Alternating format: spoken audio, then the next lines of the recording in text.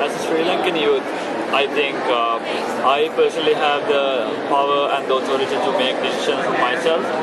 But still, in terms of health and education, there are certain barriers where actually I didn't have the power or the freedom to make the decisions for myself.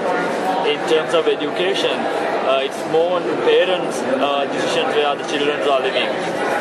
Since my childhood onwards, there were a lot of incidents where I wanted to select a different subject, but my parents actually, in a way, pressurized me to do this because in the future it's more about earning income and living a happy life, building your houses.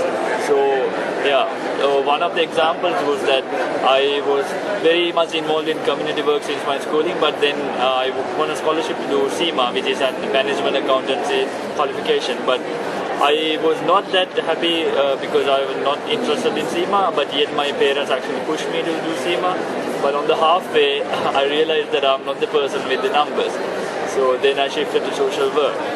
That was a situation which was a huge dilemma which I faced to select social work and SEMA, and I somehow managed to communicate with my parents and make them realize that it's what matters at the end of the day is do something which I like, which you have the passion for.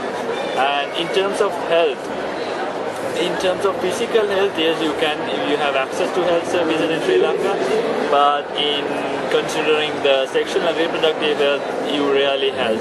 Even the sexual and reproductive health education, because in Sri Lankan context, the school curriculum rarely touches sexual and reproductive health.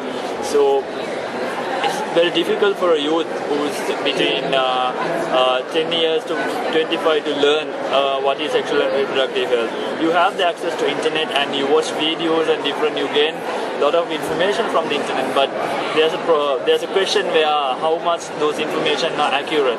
So that's basically giving the children or the youth maybe a wrong information, and he might or she might get wrong information and he might act upon it. So that's the main problem in sexual and reproductive health education.